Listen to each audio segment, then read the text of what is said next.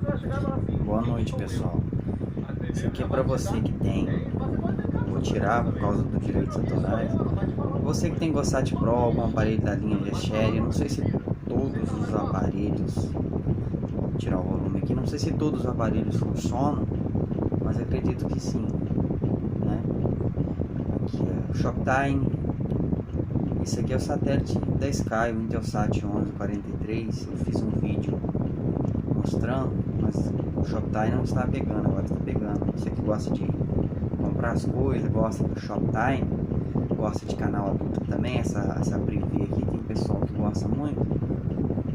Você que gosta de assistir a TV Rio Sul, esse canal aqui que passa bastante filme, passa filme direto.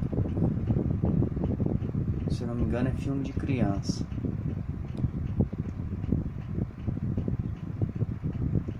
Tem hora que demora para abrir, mas tava pegando. Algumas canais que eu tenho testado tem funcionado até que bem. Algumas só que tem vez que funciona, tem hora que não funciona. Ó, canais de Florianópolis, Joinville. Aqui tá mesclado a grade, lá abriu. Tá mesclado a grade, tá a grade do 70 com a grade do Intelsat 11. Deixa eu colocar só no Intelsat 11 para vocês verem o tanto de canal que tem. Olha lá, 43W Sky. Aqui, isso aqui são, eu já paguei a maioria não pega. Pipoca, pega Premium. Pega, na verdade, quanto eu contei, acho que tem 86 canais. Eu não sei se tem mais algum pegando. History 1. Eu acho bem interessante, né? Um satélite de... Eu acho que ele abre mais canal até que o 61. Olha lá, vamos ver aqui, teve isso de Minas.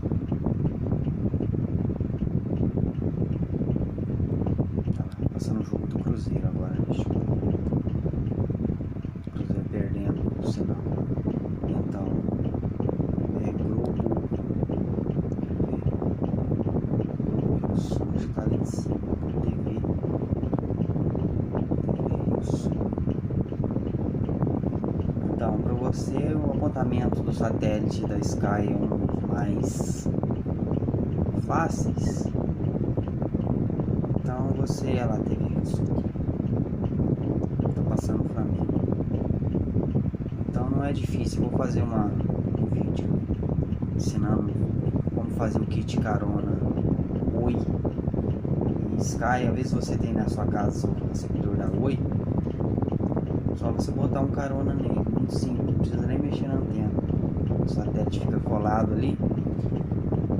Então, só para mostrar, valeu galera.